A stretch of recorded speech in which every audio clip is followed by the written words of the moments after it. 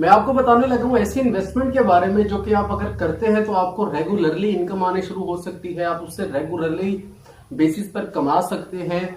अक्सर इस तरह होता है कि हम बड़ी इन्वेस्टमेंट कर देते हैं लेकिन वो हमें रिटर्न काफी अरसे बाद आता है, लेकिन ये वीडियो ऐसी इन्वेस्टमेंट्स के बारे में होने वाली है जो कि आपको रेगुलरली बेसिस पर उसका रिटर्न देगी। सबसे पहले तो मैं उस के बारे में बात करता हूँ जो सबसे कम बेनिफिशियल है, जिसको फिक्स्ड डिपॉजिट बोला जाता है। फिक्स्ड डिपॉजिट का मतलब यह है कि आप किसी भी अकाउंट के अंदर, बैंक अकाउंट के अंदर किसी खास मुद्दत तक के लिए 6 महीने हो सकती है, 1 साल हो सकती है, 5 साल, 10 साल हो सकती है, आप उसके अंदर पैसा डिपॉजिट करवा देते हो। फिर उसके रिटर्न में आपको जो है इनकम मिलती रहती है। उसका एक खास परसेंटेज 10% हो सकता है, 12% ईयरली आपको मिल सकता है। मुख्तलिफ केसेस में मुख्तलिफ होता है। मतलब कि अगर आपने किसी बैंक के अंदर 1 लाख रुपया डिपॉजिट करवाया है 5 साल के लिए और आपको उसका रिटर्न 12% मिल रहा है, तो 5 साल बाद वो आपकी कीमत जो होगी 1,12,000 होगी। तो रफली अगर अंदाजे का किया जाए तो 1 साल का आपको 2-3 हजार रुपया मिल रहा होता है। लेकिन हमारे मुल्क में इसका इन्फ्लेशन रेट जो है बहुत ज्यादा है।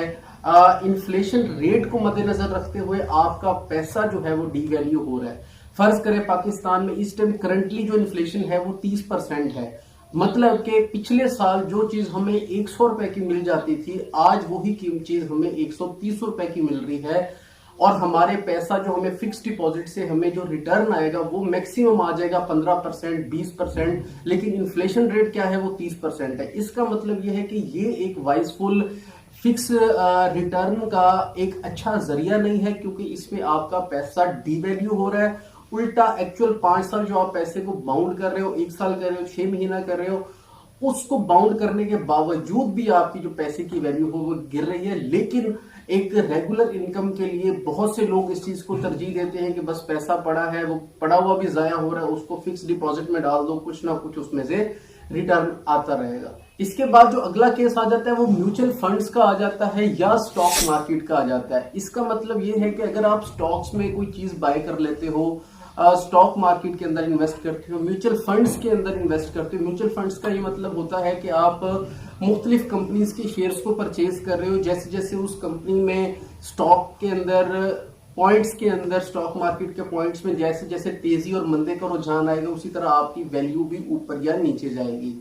ये भी थोड़ा सा रिस्की हो सकता है। इसमें आपको ये नहीं पता होता। फर्ज करो जब तो इसके स्टॉक्स ऊपर जा रहे हैं तब तो आपको ठीक है कि आपके स्टॉक्स ऊपर जा रहे हैं, आपको एक रेगुलर इनकम आ रही है। लेकिन फर्ज करें आपकी इन्वेस्टमेंट जब आपने की है और आपको किसी ऐसे दिन जरूरत पड़ जाती है जब आपके स्टॉक्स का मुंह नीचे की तरफ है और आप नुकसान में जा रहे हो, तो उस दिन अगर आपको पैसे की जरूरत है, जब आप तब निकलवाएंगे तब आपको वो खसारे का सौदा होगा। लेकिन ये फिक्स डिपॉजिट की जगह पर कुछ एक बेहतर तरीका है पैसे इन्वेस्ट करने का, जिसमें आपको एक अच्छा रिटर्न भी मिल जाता है, एक ये कारोबार भी है और आप एक अच्छा पैसा इसमें कमा भी सकते हैं। और रेगुलर इनकम डेली बेसिस पर, ऑरली बेसिस के ऊपर आपको जो है इसके अंदर इनकम देखने को मिलती है। सबसे ज्यादा फेमस और जो सिक्योर तरीका समझा जाता है वो रेंटल प्रॉपर्टी का होता है कि फर्ज करें, लेकिन इसके अंदर एक प्रॉब्लम है कि आपको बहुत ज्यादा पैसा चाहिए होता है पहले तो प्रॉपर्टी खरीदने के लिए, और किसी अच्छी जगह पर खरीदने के लिए तो और भी ज्यादा पैसा चाहिए।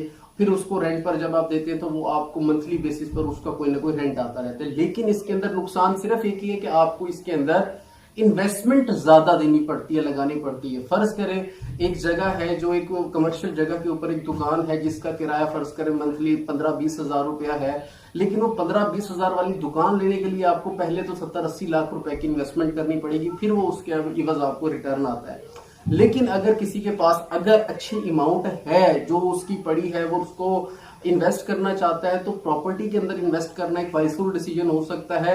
इसमें ये है ना कि अगर आपने फर्ज करें 1 करोड़ रुपया इन्वेस्ट किया है और आपको ईयरली बेसिस पर 3-4 लाख रुपया आ रहा है, तो आपको मतलब जो भी इंक्रीमेंट आपका जितने परसेंट का बन रहा है, प्लस उसके साथ साथ आपको उस प्रॉपर्टी की जो कीमत है वो भी बढ़ रही है। आपको इसमें 2 बेनिफिट्स हो जाते हैं। तो आपको रेगुलरली इनकम भी आ रही है, प्लस जो आपकी प्रिंसिपल अमाउंट थी जो आपने इन्वेस्ट की थी उसके अंदर भी आपको इजाफा देखने को मिल रहा है। इसके बाद जो अगली चीज है वो बॉन्ड्स की सूरत में आ जाती है। बॉन्ड्स के अंदर इन्वेस्ट करना इस तरह से है कि एक कंपनी है जिसको इन्वेस्टमेंट चाहिए कोई कारोबार चलाने के लिए, तो उसके पास मुख्तलिफ ऑप्शंस होते हैं पैसे को रेज करने के।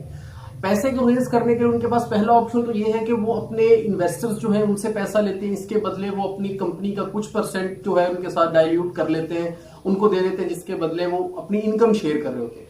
प्लस बैंक्स के जरिए वो कर्जा उठाते हैं, प्लस जो है उनके पास मुख्तलिफ वेंडर्स होते हैं जिनसे वो पैसा लेते हैं, प्लस आप और हम होते हैं जिनसे वो पैसा लेते हैं। इसके बदले वो आपको एक फिक्स्ड वैल्यू बता देते हैं कि चाहे कंपनी नुकसान में जाए या प्रॉफिट में जाए, इसके बदले आपको एक फिक्स इतनी अमाउंट दी ही जाएगी। लेकिन साथ में मुख्तलिफ कंपनियां ये भी करती हैं कि अगर कंपनी का प्रॉफिट ज्यादा हो गया तो वो आपको ज्यादा परसेंटेज देंगे, लेकिन अगर कंपनी ड्रॉप भी हो रही है, उसका नुकसान में भी जा रही है, तो एक फिक्स्ड अमाउंट जो है वो आपको मिलेगी ही मिलेगी। इसको बॉन्ड्स लेना कहते हैं।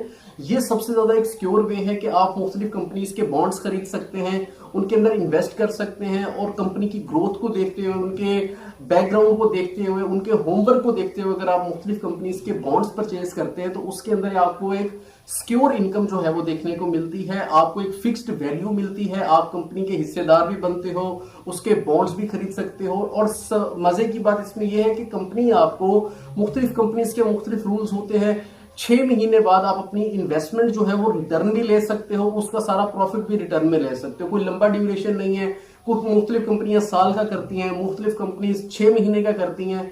6 महीने बाद अपनी प्रिंसिपल अमाउंट भी ले सकते हो, प्लस उसके अंदर जो आपको प्रॉफिट है वो भी आपको वापस मिल सकता है।